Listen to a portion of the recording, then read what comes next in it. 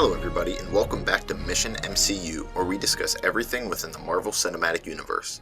I am your host Ryan, and today I will be breaking down and going over the details of Iron Man 2. Before I get started, I do have an announcement to make.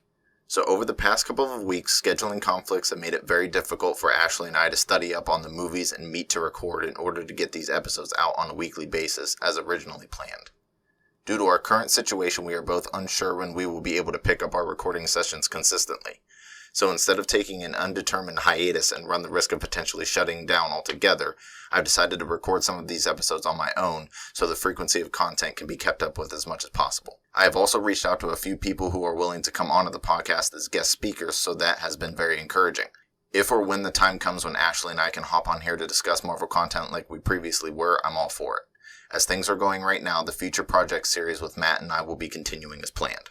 Alright, thank you all so much for joining me as I jump in to break down Iron Man 2. So, doing a little bit of a review for Iron Man 1, we follow Tony Stark as he is pretty much this rich playboy, billionaire philanthropist. He has everything he wants. He takes everything for granted. He does on top of the world. He kind of pushes aside his relationships with those closest to him and Pepper and Rhodey. And then he goes through this life-changing event, right? He gets kidnapped.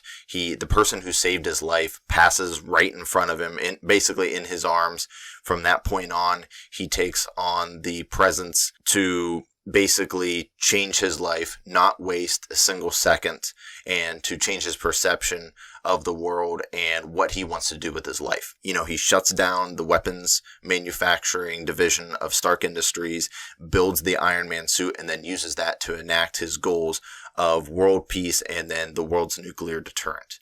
So, we pick up at the end of the movie that, of Iron Man 1 with Tony announcing to the world that he's Iron Man. He's willing to take on the weight of the world on his shoulders and to be its nuclear deterrent. We transition into Iron Man 2. As we venture into this movie, we see the repercussions of what this announcement can cause.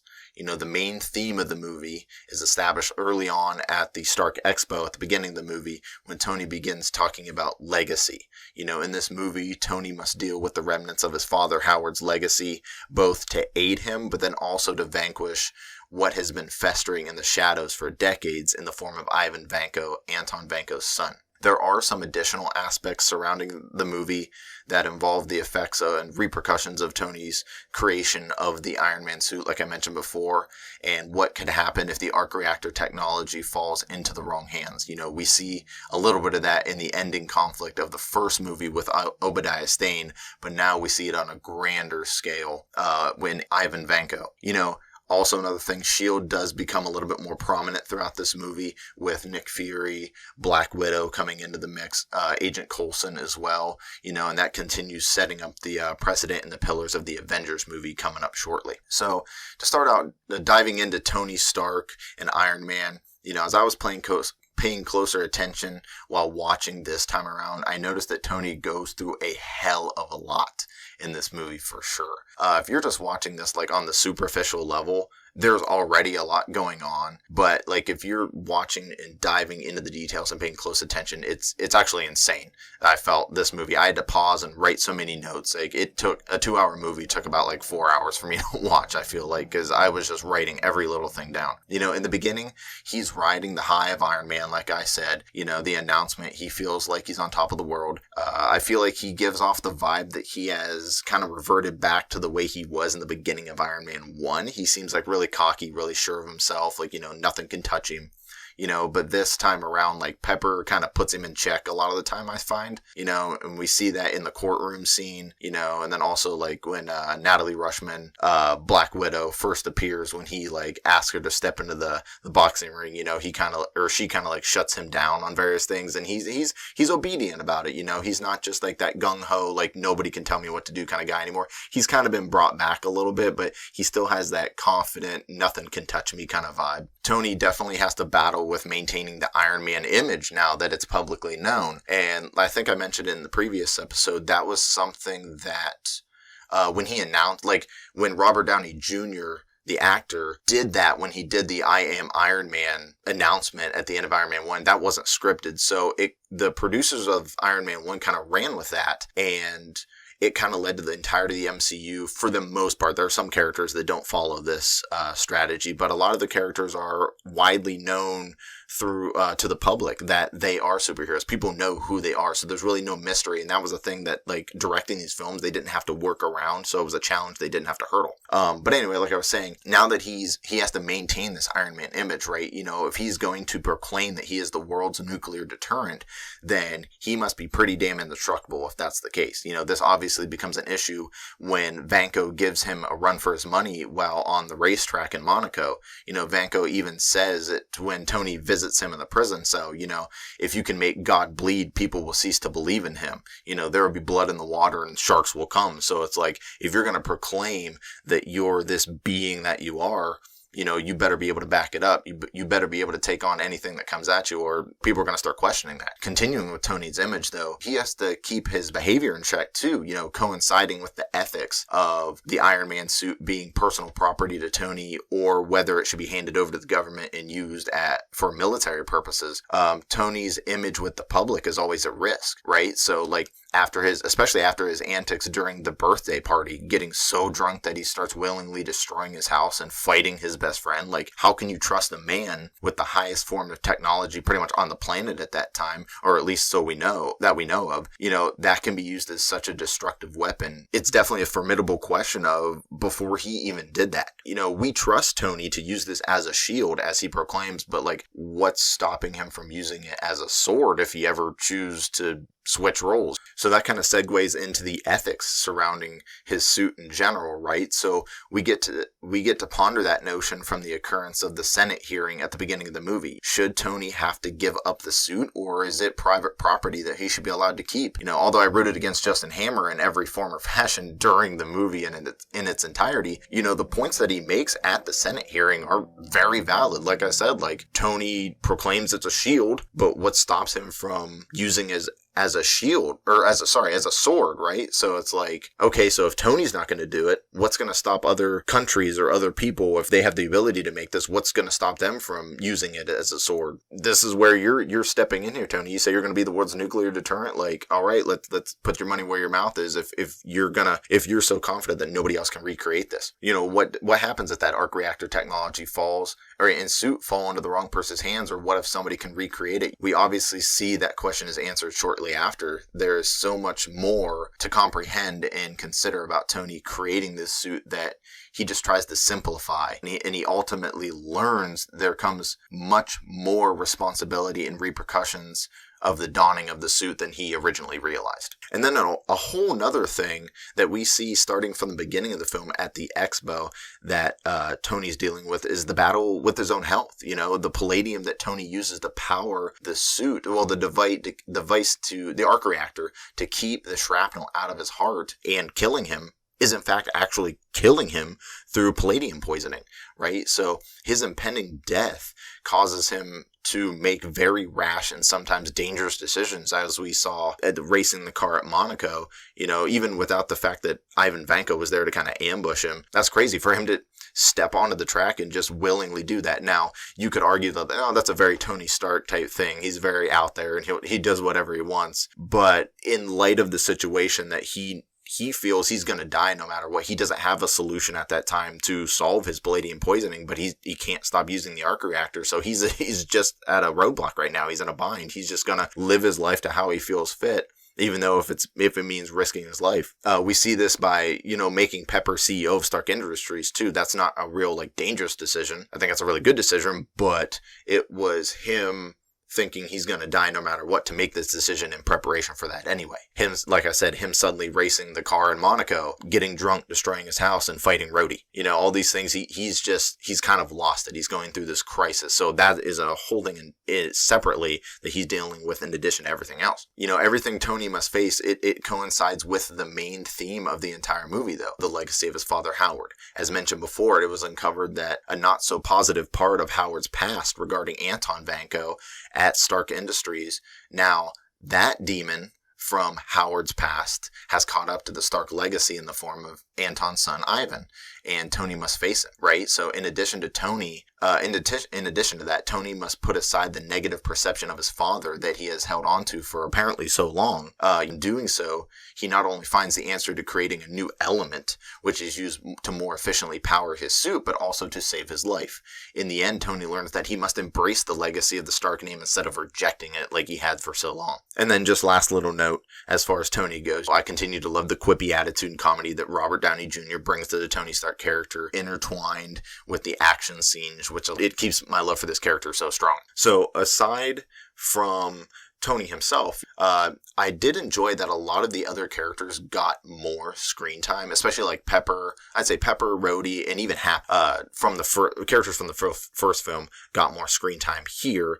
There are a few characters where I felt they got too much screen time, but I'll go into that a little later. But as starting with Pepper and Tony aren't officially in a relationship at the beginning of the movie, but we do get to see more of a personal connection with him come to the surface, as far as those two, right? So like, she doesn't seem like she's just his personal assistant anymore. There's a little bit more going on there, and their interactions become a little bit more personal. You get to see that in her in an extremely powerful position after Tony elects her as CEO of the company, and we witness her take a stern approach, especially after Tony makes a fool of himself and dismisses her at the party. She kind of takes a stance, he's not just this godly figure to her, she stands up to him, and rightfully so. I think that's a very good power position, very strong imagery for women as well, which I really love in this movie. I did enjoy the interaction between Pepper and Tony at the end of the movie when he saves her and they land on the roof of the building. She says, "I can't keep doing this. I can't take it anymore." She's frantic. She's freaking out. I mean, understandably so. He just like pulled her off the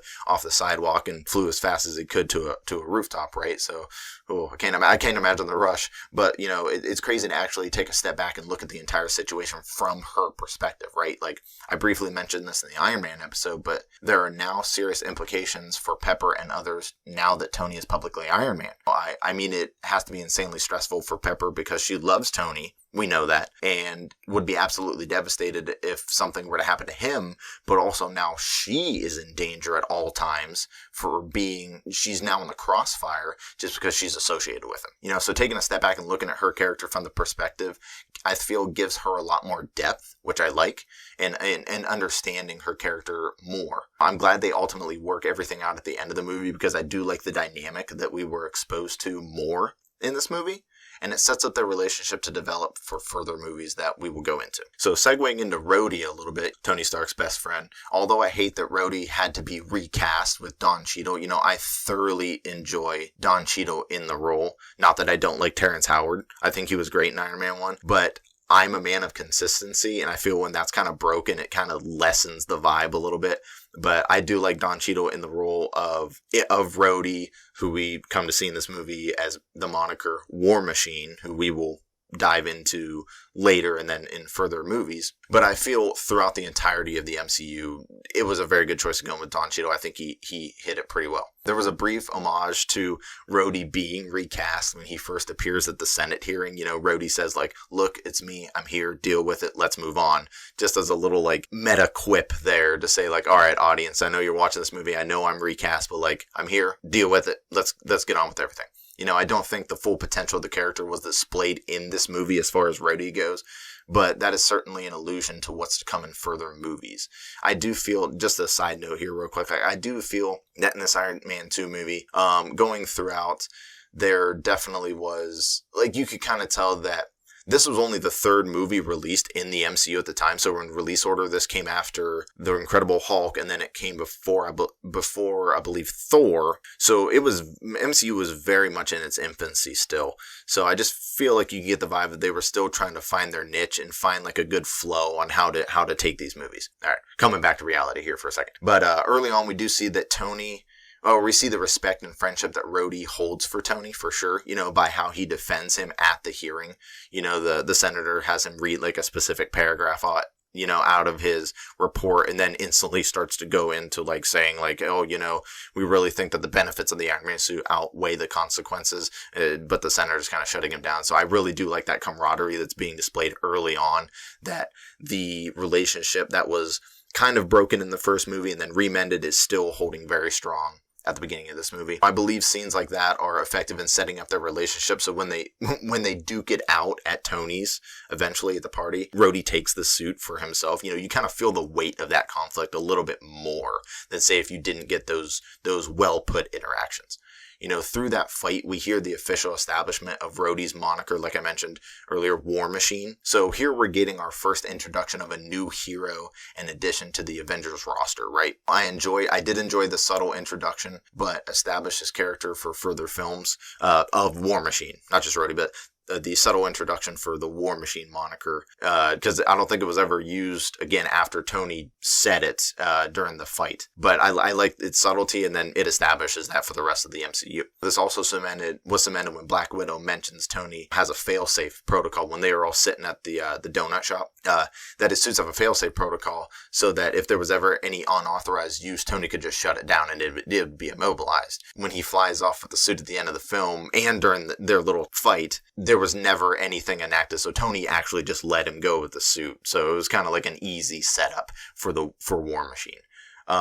Last comment about Rhodey, though, even though like the camaraderie was briefly broken, it feels good to see that return to be the driving force behind their victory. The blast to take out Vanko at the end of the film, blast they created in order to defeat him. It was a really nice callback because it was what ended their camaraderie originally, but then ultimately it was what was used to reunite them in the end. So I did like that little callback. There is another side to that coin as far as the ending battle goes, but I will cover that when I go over Ivan Vanko. So diving into S.H.I.E.L.D. for a moment, I do like I said before, I do like that S.H.I.E.L.D. had a more prominent role in this movie, setting up the building blocks for the Avengers still, and I like the elements surrounding that fact, right? So we get more screen time with Nick Fury and Agent Coulson, which I do like. The first Iron Man movie made it seem like they were an agency working in the shadows a little bit.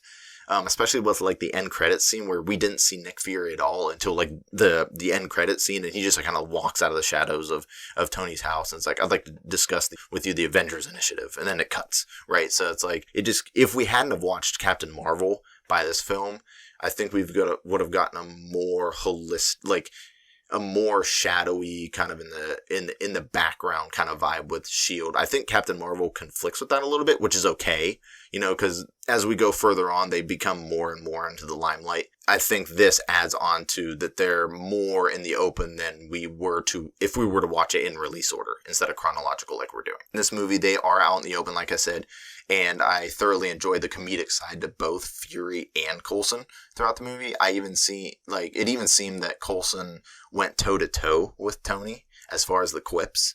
At times, when Tony was isolated in his house, he was working on that new element, and he comes to tell him, like, oh yeah, I've been reassigned, and they're just going back and forth with their quips. I kind of really like that, because I feel, for the majority, actually, of the MCU, I don't think really Tony's rivaled all that much as far as his wittiness and his dialogue, and I really like that interaction between him and Coulson, because I felt Coulson was on the same line with him, so I did enjoy that. But then also through Fury, we do get to see some insight into Howard's background as a co-founder of S.H.I.E.L.D., which is interesting. His history with Anton Vanko, the arc reactor technology, everything there. Through this interaction is when we learn why everything thus far in the movie with Ivan has surfaced and his motives start becoming understandable. Up until that time, we're just like, okay, we understand that there was some kind of relation with Anton and Stark Industries, but then Anton dies in the movie, so it's like, is Ivan's motive to get back at Tony just based off his father's death? There's a lot of question marks about that until we get to the dialogue between Tony and Fury. So I do like that kind of piecing it all together, though I felt it was a little late in the film, but I do like that there was all those loose ends were kind of cut at that point. Also, Fury does keep his authoritative figure throughout the movie, which I do enjoy. He talks down Tony and gives him an earful because of his child actions, right? Now, even though Nick Fury, he doesn't have any powers, right? He's the one who's trying to create this Avengers Initiative. He's trying to build this alliance eventually, is what we see. But at the same time, I do like the display of respect that Tony has for Fury, because he would just dismiss Fury and fly off in the suit if he wanted to, right? So I do like the mutual understanding and reaction between the two of them, that Fury will stand up to Tony when needed, but then Tony kind of holds that respect, even though Tony could just do whatever he wanted in the suit to Nick Fury, right? So, that reinforces the idea that even though he doesn't have the abilities and powers of who will eventually become the Avengers, he holds that authoritative and leader stature for them, right?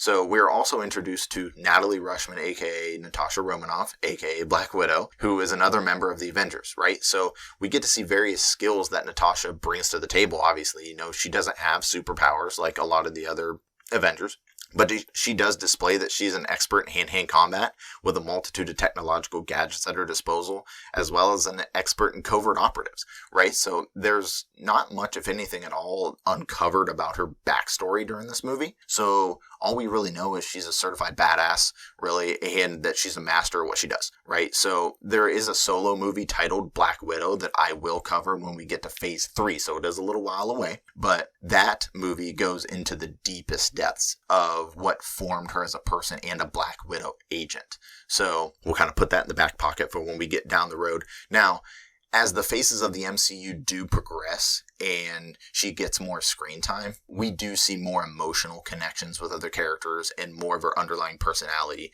We see that come to the surface more, but we do not know it in its entirety until we get to Black Widow. So now let's go in and talk a little bit about the antagonists / villains, starting with Ivan Vanko, right? So Ivan is the son of Anton Vanko, like I mentioned before. Anton was a former Stark Industries employee and worked directly with Howard Stark on both the Tesseract. Here we go, the Tesseract's still staying around. It's been with us since Captain America, the First Avenger, the very first movie we covered. It's still here, right? So, and then he also helped Howard with the arc reactor technology. So after Anton passes, Ivan uses his father's death as motivation to tear down the Stark Empire, right? So as I was watching this movie again, I did notice that they depicted Ivan as a near mirror image of Tony, like a discount Tony Stark, if you will, right? So, like, both of their fathers have now passed. They each use the knowledge their father has passed down to them, to their bidding. And then there's almost a shot-for-shot depiction of Ivan creating his arc reactor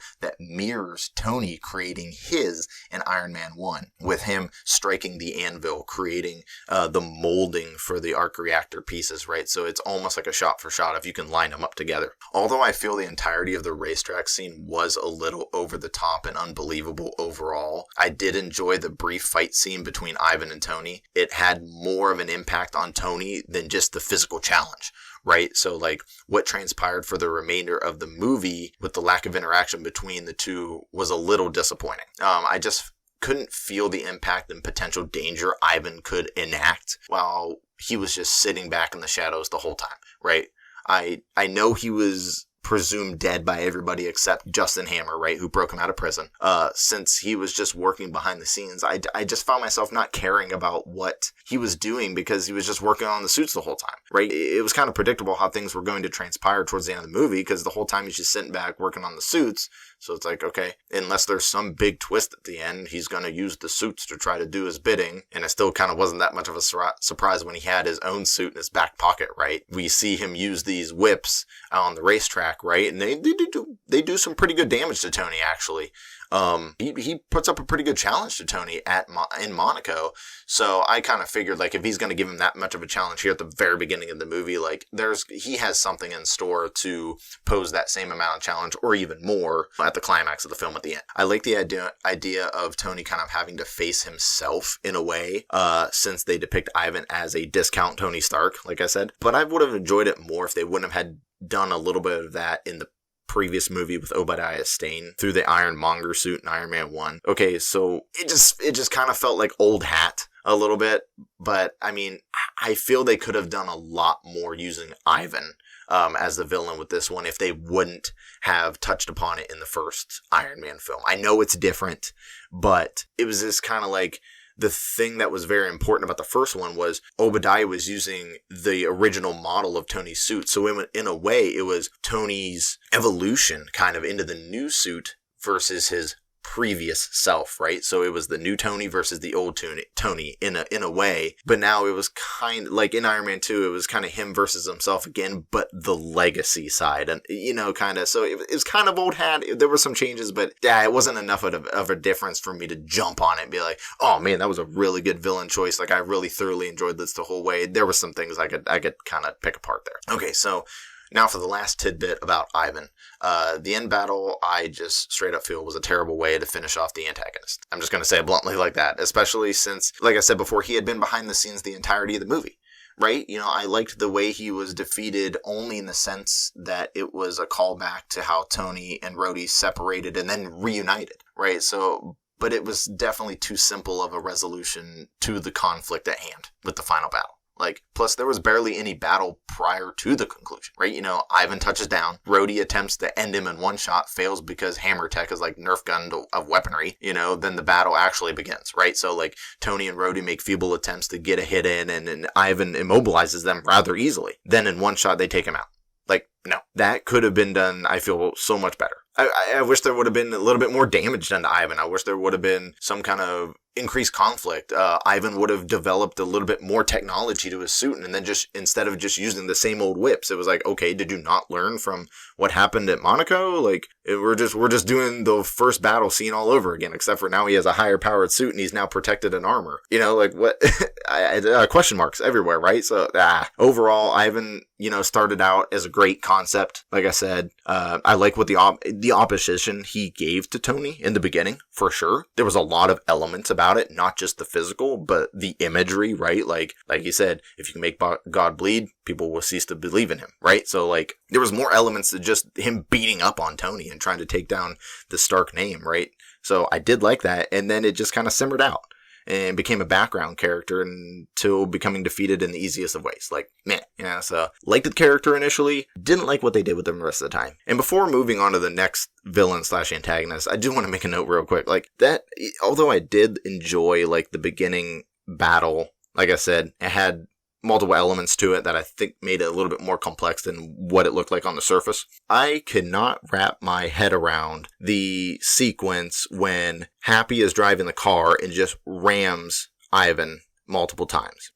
Am I wrong? He's not wearing armor, right? He's just wearing an exoskeleton to harness the power of the reactor to power his whips, right? He's not armored up. So I just had trouble kind of believing that sequence. He wasn't further damaged than he actually was. He did spit up blood, but is this guy some kind of a super soldier and we don't know about it? What's going on here?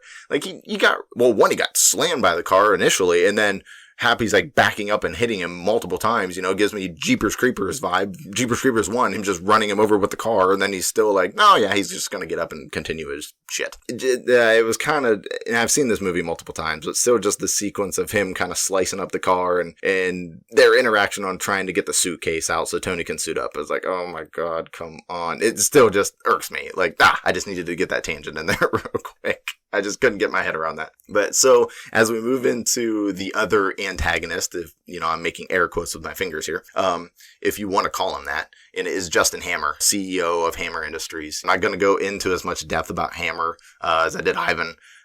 Honestly, he was just the middleman for Ivan to continue his plan on tearing down the Stark family name. Hammer did want that as well, so it's if Ivan succeeded, they both win. But I did enjoy the comedic effect that he brought to the movie.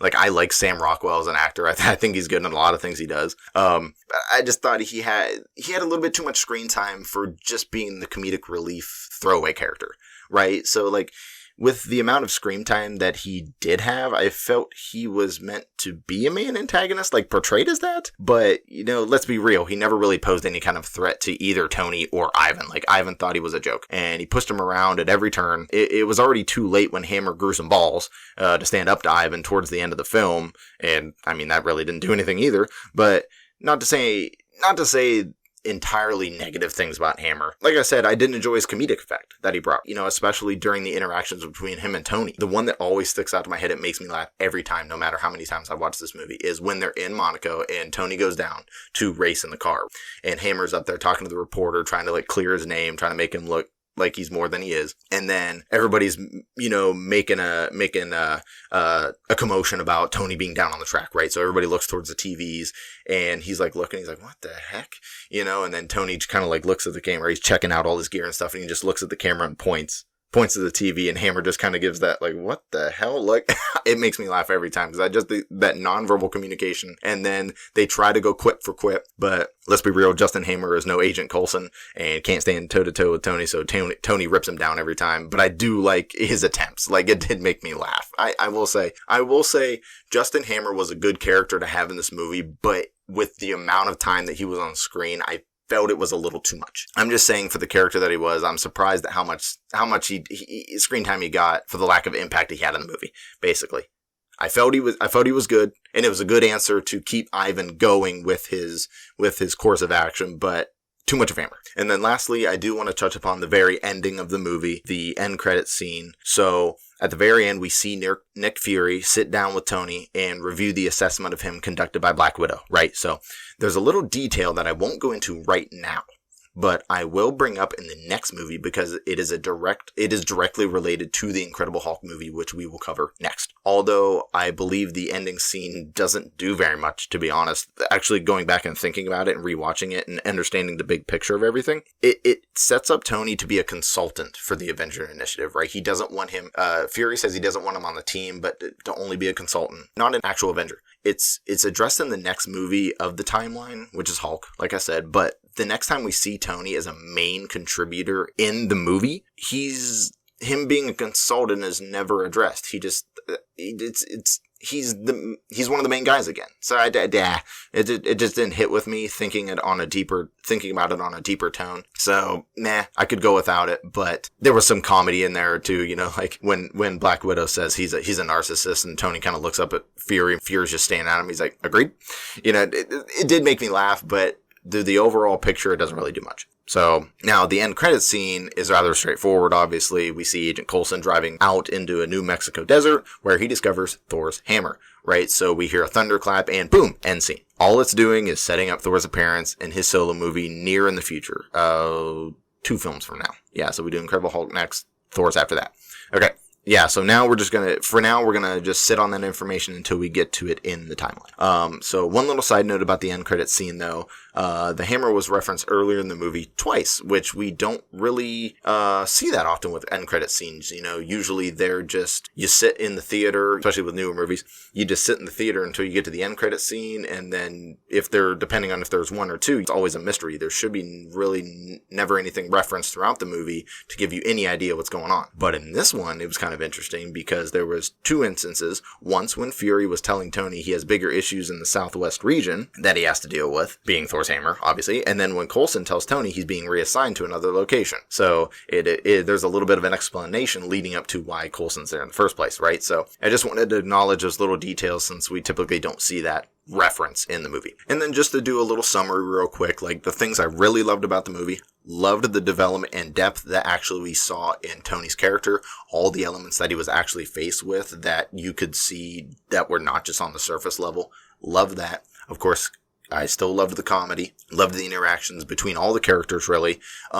More of a depiction and more of screen time of Nick Fury, Black Widow, other side characters to set up pillars of the Avengers, but also the interactions between those characters, right? We see more of an interaction between Tony and Fury, which doesn't seem as mysterious anymore. It's very out in the open. I did like to see more of a Pepper, or more of Pepper in like a commanding leadership role as CEO of Stark Industries. She can be stern when she needs to.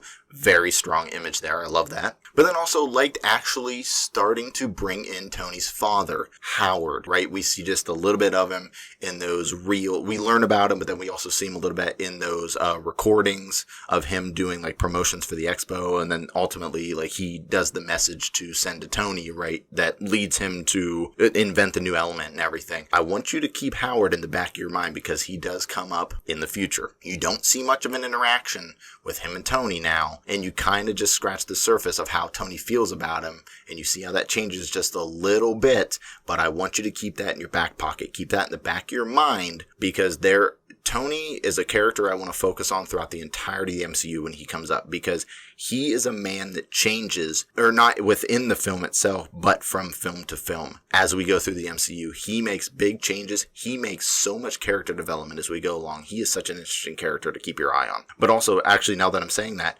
another thing that I will keep updating everybody on is Tony's ability to adapt his suits to new things that he faces, right? So in this film, from the first one, coming into this scene, one thing from the suits of the first film, in order for him to put the suit on, right? He was in his garage. It's kind of a long and grueling process to put him on real quick so he's equipped and ready to go. What happens in this movie, right? He invents this suitcase suit, right? That now he has his suit readily available if he needs it. So there was an upgrade. So think about what happened in this film, right? Him and Ivan fight in Monaco. Ivan pretty much damages his suit. You can see how much destruction he did to the suit through that those electricity whips, right? Keep that in the back of your mind. How does Tony, when he comes on the screen again, is he going to adapt to that electricity? Just being an example. But every time you see Tony kind of knocked down by something or something that gives him quite a challenge, he adapts his suits to account for the, not necessarily mistakes, but the opposition that he's faced. So just to keep that in the back of your mind. But then overall, did like the theme of the movie overall. Things I didn't care for, like I mentioned before, I think Ivan's character could have been done a little bit better.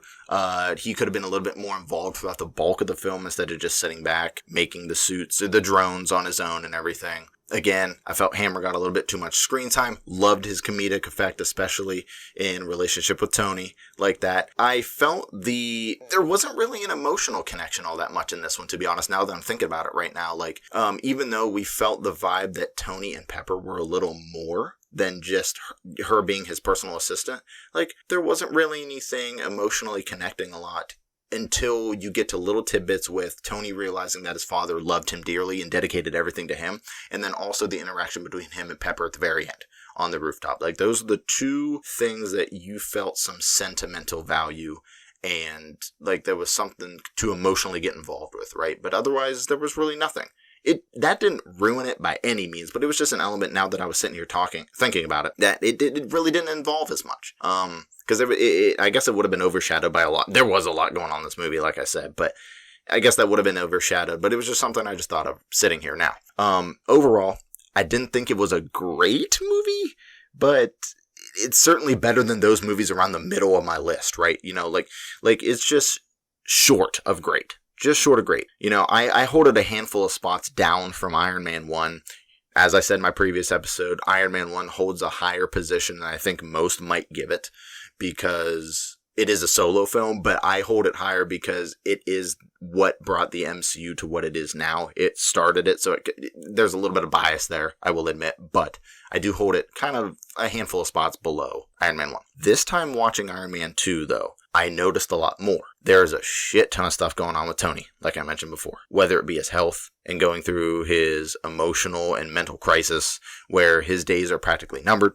Diving into a bit of his backstory with his father, I feel that develops some additional layers to his character as a whole.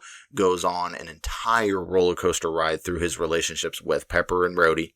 Again, they're torn down and then get built back up, weighing the implications of him even being Iron Man, right? Both ethically and then the repercussions it can have on those closest to him, right? So all on top of facing off against the antagonist who's out for his life, Ivan Vanko. So much going on with Tony. Admittedly, this movie is rather complex in many ways, and really sitting down to pay close attention to detail kept me engaged throughout the entirety. Even though there were some questionable qualities that I've already touched upon, aside from Tony's character, I do love the official introduction of the Avengers like War Machine, Black Widow, still building the foundation for further installments down the road. Even though it's a minuscule portion of the plot, I'm always rooting for the successful relationship of Tony and Pepper, and you guys will get to see that play out in future movies as well. Alright, so that does it for the breakdown of Iron Man 2. I'm not going to continue giving ratings for each movie that we cover on here. And instead, I'm going to dedicate an entire episode to recap those ratings just before we do the Avengers episode. So I'm going to try to do that before we get to each phase. So like the Avengers is the culmination of the first phase 1, right? So I want to do a video dedicated to like rating all the films leading up to the Avengers. I want to rate the heroes, I want to rate the villains. Just do a giant like recap, take a deep breath before we plunge into the big one, right? To culminate the entire first phase. And then I want to do that for phase 2 and phase 3 as well. At the end of phase 3, kind of taking everything together in a big picture and then doing like an overall rating if I can come up with one. So what's up next for Mission MCU? Like I mentioned before, the next movie in our chronological timeline will be The Incredible Hulk. We follow biochemistry, nuclear physics, and gamma radiation scientist Bruce Banner as he struggles with controlling the beast within, while simultaneously fleeing capture by the United States military. This is the first movie we will cover that cannot be watched on Disney+. Everything but the Hulk and the Spider-Man movies, for the moment, I believe, cannot be watched on Disney Plus due to rights, like owning rights and stipulations and things like that. Universal Studios currently owns the rights to the Hulk at the moment, so Disney is not allowed to list it on their streaming service. At the time of this recording, The Incredible Hulk can be viewed with an HBO Max subscription, and it can be rented or purchased on Amazon Prime, YouTube, or Apple TV. I believe around it can be rented for like $4 or something. So if you have a means of watching that, please do so, because I know I'm pretty excited to watch this movie because I was discussing it with a couple friends, and just the vibes that they were giving off, I feel I'm going to enjoy this movie a lot more than I originally did the first couple times, going around kind of in the same realm as Captain Marvel. So I'm curious to go back and rewatch it, see what I can find. That concludes this episode of Mission MCU. You can always reach out to us on Twitter, Instagram, and Facebook by searching Mission MCU, or you can email us at missionmcu@gmail.com. Be sure to tune into the next episode where I break down The Incredible Hulk. Thank you so much for listening, and we will see you next time on Mission MCU.